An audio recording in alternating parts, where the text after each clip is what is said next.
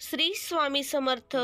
रोजची देवाची पूजा करणे, उपास तापास करणे, व्रत वैकल्य करणे, कपाळाला टिळा लावणे, दिवसातून 100 वेळा देवाचे नाव घेणे, एवढे सगळे करूनही आपण दुःखी का आहोत असा प्रश्न अनेक लोकांच्या मनात येतो. प्रेमळ स्वामी भक्तांनो, तुमच्या या मनातील प्रश्नांचं स्वामींनी खूप छान पद्धतीने उत्तर दिलेलं आहे.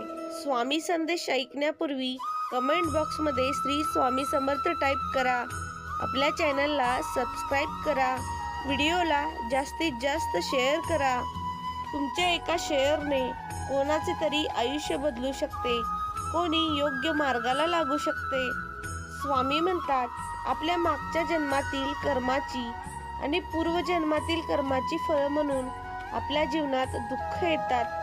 ही फळं कोणालाच चुकत नाहीत.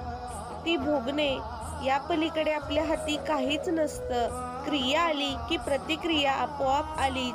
तसेच कर्म केलं की कर्माचं फळ हे आलंच आणि कोणीही कर्म केल्याशिवाय राहू शकत नाही. म्हणून पूजा करूनही कर्मफळांमुळे दुःख येणारच. आपल्याला दिवसातून एखाद्या वेळेस एखादी व्यक्ती दुःख देते, काही बोलते आणि आपण ते दुःख पूर्ण दिवसभर घेऊन बसतो. तो एक प्रसंग सोडला तर आपण फक्त दिवसाचे बाकी काही तास सुखात असतो. पण आपल्याला सुख लक्षात राहत नाही, दुःख मात्र लक्षात राहतं आणि दिवसभर आपण दुःखीच राहतो. तेच पूर्ण आयुष्याबाबतीत. जेव्हा जीवनात दुःख नसतं तेव्हा आपण सुखीच असतो.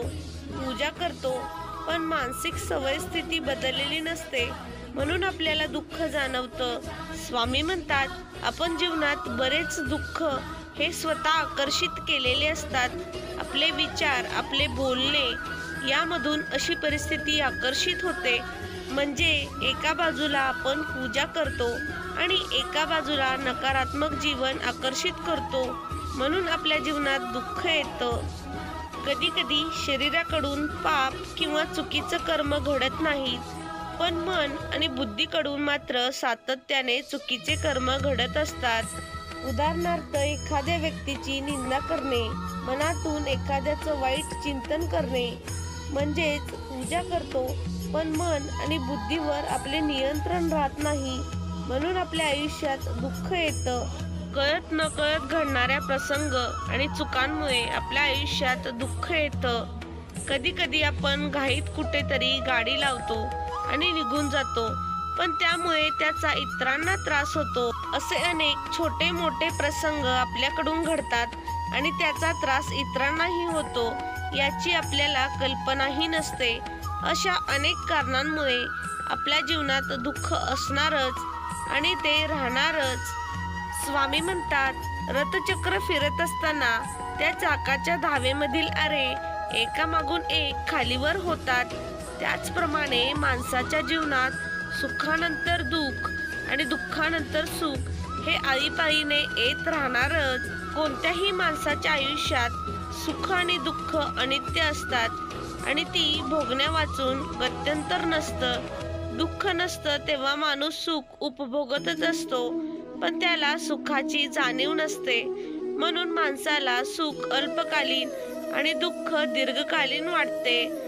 पण सुख आणि दुःखाची जशी उत्पत्ती आहे तसाच त्याचा विनाशही आहे. मानवी शरीर आहे तोपर्यंत सुख आणि दुःख राहणारच. म्हणून माणसाने सुख उपभोगावे आणि दुःख सहन करावे, हाच त्यावरचा उपाय आहे. केवळ पूजा अर्चा न करता सोबतच भक्ती करा, आध्यात्मिक मार्ग स्वीकारा, ज्ञान मिळवा, साधनेत केवळ साधक व्हा. स्वामी म्हणतात, जगात परीक्षा ही अव्वल दर्जाची होत असते.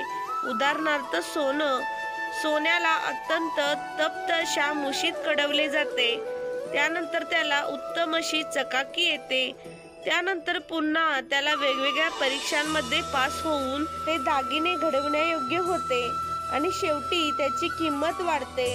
इतर धातूंना अशा काही परीक्षांमधून कमी अधिक प्रमाणात जावे लागते, परंतु सोन्याची झळाळी त्यांना येत नाही. सोन्याची आभूषणे लोक सर्व शरीरावर कौतुकाने मिरवतात. स्वामी म्हणतात, अरे बाळा, अत्यंत कष्ट सोसून एक एक टाकीचा घाव घेऊन मूर्ती घडवली जाते. त्या मूर्तीची पूजा केली जाते. परंतु मूळ स्वरूपातील दगड मात्र नारळ फोडायला वापरतात. म्हणजेच काय की प्रत्येकाला एक उत्तम स्थिती प्राप्त होण्याकरता काही परीक्षांमधून जावे लागते. त्यामुळेच तर त्याची किंमत वाढते. चांगली माणसे ही अधिक चांगली होण्याकरता त्यांनाही अशाच काही अवघड परीक्षांमधून जावे लागते. अर्थात आपण केलेले पूर्वकर्मही याचा मोठा वाटा उचलतात. वाईट कर्म करत असलेली माणसे आपल्याला वरून वरून सुखी वाटत असतात, परंतु ते तसे नसते. स्वामी नेहमी म्हणतात, आज तुम्ही अवघड परीक्षांमधून जाल, पण एके दिवशी उत्तम स्थानी जाऊन चिरंतर समाधान तुम्हाला प्राप्त होईल. चांगल्या माणसांना चांगल्या गोष्टी उशिराच मिळतात. संयम ठेव, तुझी पण वेळ लवकरच येणार आहे. स्वामी सांगतात, ज्यांनी कोणाला फसवलेलं नसतं त्यांच्यासोबत उशिरा का होईना चांगलंच होत असतं.